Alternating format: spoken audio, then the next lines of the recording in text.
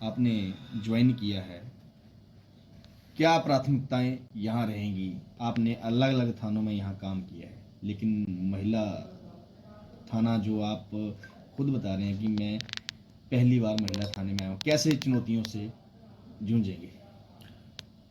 महिला police station में काम करना अपने आप में एक अलग से अनुभव रहेगा। हालांकि इतने लंबे करियर में बहुत सारी जो महिलाओं की शिकायतें थी उनके ऊपर बहुत डिटेल में काम किया है। बट यहाँ पर स्पेसिफिकली महिलाओं की ही शिकायतें सुनी जाएंगी। अगर मैं 2023 की बात करूं, जो मेरे से पहले यहाँ पर रहे हैं उन्होंने बहुत अच्छा काम करा है। अगर मैं 2023 की बात करूं तो जितनी हमारे पास कंप्लेंट्स आई थी, जो मियाँ बीबी के झगड़े होते हैं, जो घर में जो पारिवारिक झगड़े होते हैं, 426 कंप्लेंट्स आई थी। उनमें से 350 में पुलिस ने काउंसलिंग करके उनके उनके घर को सुरक्षित रखा, उनकी परिवार को सुरक्षित रखा, उनकी फैमिली लाइफ को सुरक्षित रखा। सिमिलरली 2023 में जो महिलाओं की जो मिसिंग की जो रिपोर्ट्स आई थी उनमें से 101 महिलाओं को तलाश करके उनके परिजनों के हवाले सौंपा गया है। और मैं इस कड़ी में एक और चीज़ बताऊं कि जो हमारे एसपी साहब हैं, माननीय मोहित चावला जी, उन्होंने यहाँ पर जब वो यहाँ आए थे, मैं भी नया नया आया था, साहब भी नए नए आए थे, तो उनके सानिध्य में मैंने आपका नालागढ़ में काम किया, आपका बरोटी वाला में काम किया। अब साहब ने मुझे यहाँ पर लगाया है।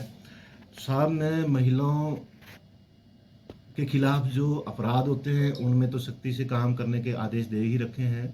इसके अतिरिक्त एसपी साहब ने जो जागृति अभियान यहाँ पर चला के रखा है, जिसमें 60,000 से ज़्यादा महिलाओं को जागृत किया गया।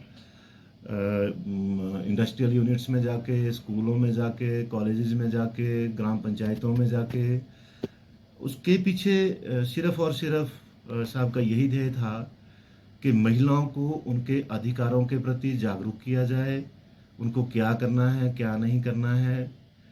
और अभी 3-4 दिन पहले एसपी साहब ने अपने कार्यालय में एक और सेमिनार आयोजित किया था। उसमें बीबीएन की बहुत सारी जो प्रतिष्ठित महिलाएं थी, कोई समाज सेवी थी, कोई गवर्नमेंट सेक्टर की हैं, उनको बुलाया था और उनके साथ मीटिंग करी। और जो ये ध्येय है इसको 1 लाख तक पहुंचाने का टारगेट रखा गया है।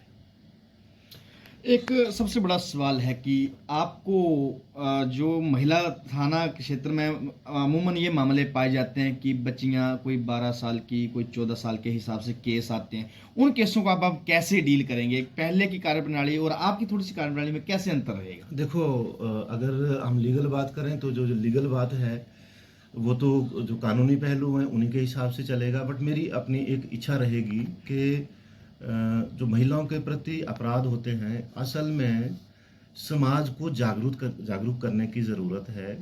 और जो महिलाओं के प्रति अगर आप अपराधों के पीछे देखें तो एक मानसिक विकृति एक बड़ा कारण है। उसके लिए जो मेरी तरफ से कोशिश रहेगी, मैं स्कूलों में जाऊंगा, मैं महिला मंडलों में जाऊंगा, मैं पंचायतों में जाऊंगा, मैं कॉलेजेस में जाऊंगा, मैं इंडस्ट्रीज़ में विजिट करूंगा और महिलाओं को जागृत करूंगा, उनको उनके अधिकारों के बारे में बताऊंगा। इसके अतिरिक्त समाज में अवेयरनेस लाने की ज़रूरत है, समाज को जागृत करने की ज़रूरत है कि जो पुरुष वर्ग है वो हमेशा ये सोचे कि जो किसी की बहन है वो भी उसकी बहन की तरह है, किसी की माँ है वो भी उसकी माँ की तरह है, किसी की बेटी है वो भी किसी उसकी बेटी की तरह है।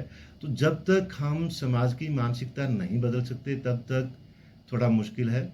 और इसमें मैं समाज के सभी वर्गों का सहयोग लूँगा और इसके ऊपर अंकुश लगाने की पूरी पूरी कोशिश करेंगे। सर, रही बात बरोटीवाला थाना की या नालागढ़ थाना की, इनका एक अधिकार का क्षेत्र होता था, लेकिन महिला थाना जिले में एक होता है, तो देखा जा सकता है कि 4 थाने अलग अलग काम कर रहे हैं, लेकिन महिला थाना अब पूरे ही जिला बद्दी को संभालेगा, तो चुनौती बड़ी है। ये तो मेरे लिए चुनौती भी रहेगी।